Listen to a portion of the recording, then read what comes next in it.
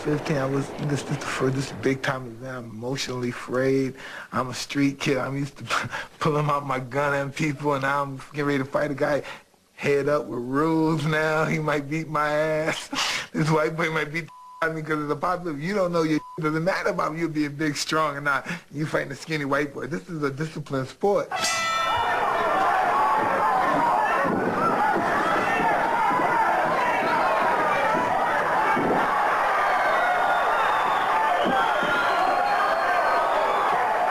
Hey, Cuz, 8-second knockout the first round. 8-second knockout. The right hand. The official came over to him and said, you just set a record. Fastest knockout ever.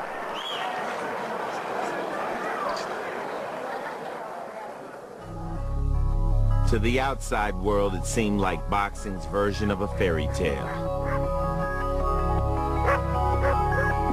But again, in Mike's world, things are never as they seem.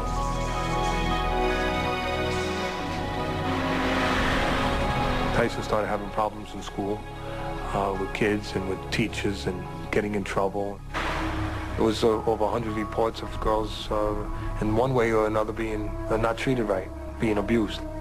That stuff was kept quiet because Cuz had some meetings with people in the school and convinced them that Tyson was going to make the town famous. Eventually he was permanently expelled from school. Cuz told him that, hey, if they kick you out, don't worry about it, I'll get you a tutor. And the problem was he didn't get him a tutor, he didn't get his GED, because they didn't care about it. You know, I mean, he was knocking guys out.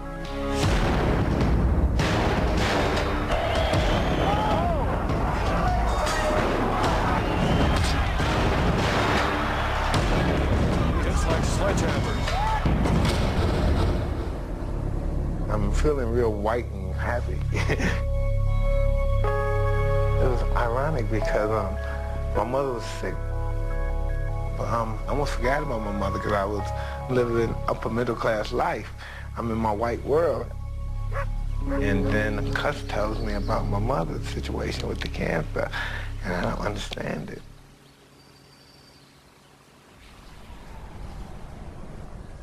And so I go down, I go to the hospital, and I see my mother. I had no idea.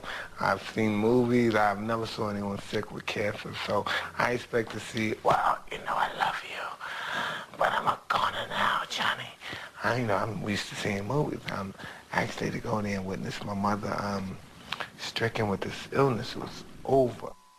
Wow, man. Oh, man, the sunken eyes, the skeleton-like head with the skin tightly around the cranium. It was, whoa, man, it was mind-boggling. So, and she was briefly naked. You could see her breast, and I didn't understand. I didn't understand that the whole scenario there was, I covered up, I kissed her, I never returned, but I kept telling my sister, hey, I'm going there every day. I've been going every day, but I was out getting high and drinking every night because that that took me for, man, I smoked Angel. I really did, man, cocaine. Man, I must have been 15.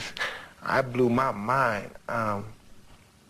So one day, my sister came home, and I guess I was slept because I was hungover and everything. So I was sleeping. I was in my underwear and I was walking. I guess to open the door for her, and soon as I open the door, she punches me right in my face. Boom!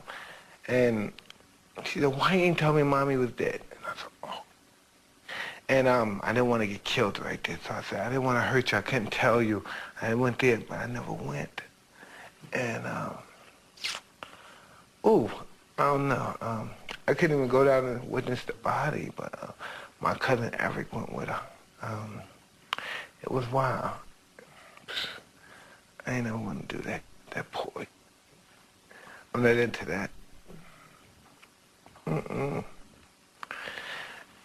So, that was just, that was interesting. That was just interesting in my life. That was just a turning point. That was what happened. That poor man, that, I was gonna be famous and rich.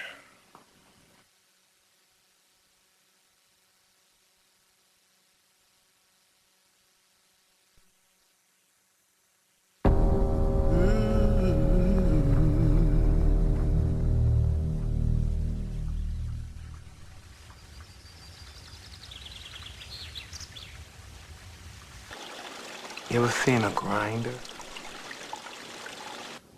You know the grinder that you take a wood and you put it in and it comes out the other thing and shreds? That's my heart. It's grounded beef. I don't strike people as a guy that somebody wants to take care of, or he's weak, or we can help him, he's the underdog. I've never been looked at like that.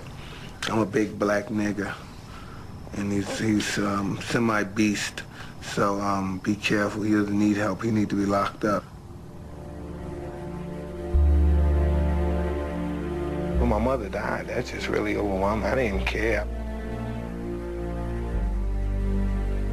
I lived in this play world, and it was overwhelming me. It was really crushing me at the time.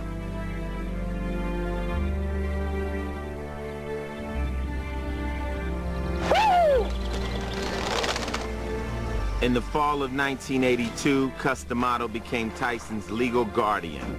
Cus's companion, Camille Ewald, became his surrogate mother.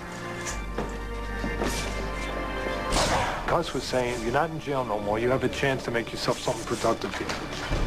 But in the same breath, we're still showing him you were still going to get away with things that someone else couldn't get away with. You were still going to break the rules because you could punch and because now you had the ability to be a world champion fighter. And Cus was playing a dangerous game, I thought.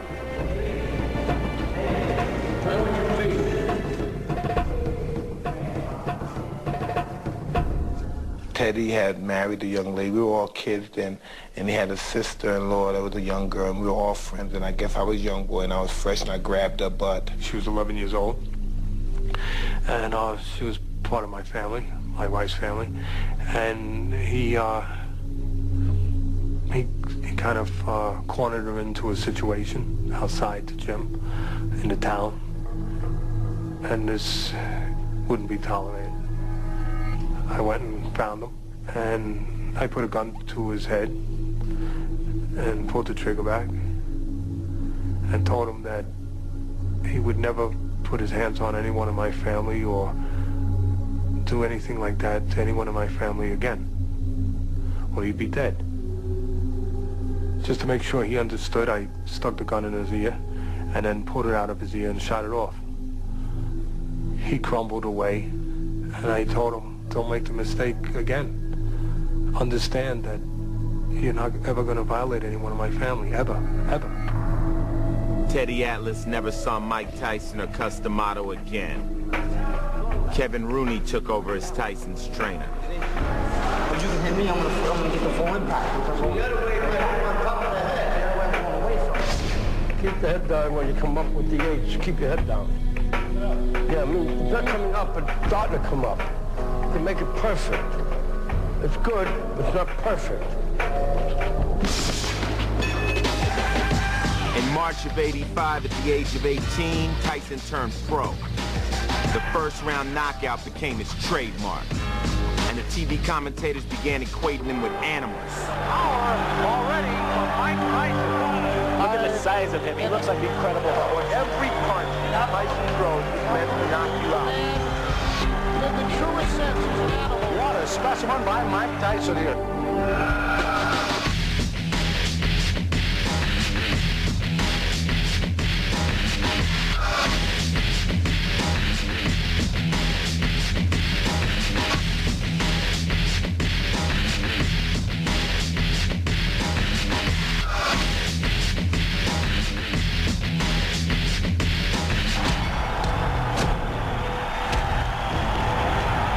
He even posed like the old-time fighters he saw in the movies.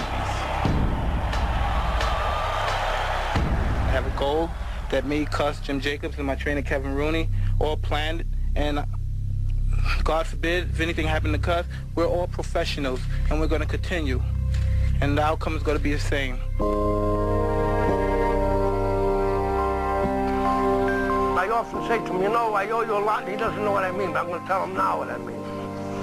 Because if he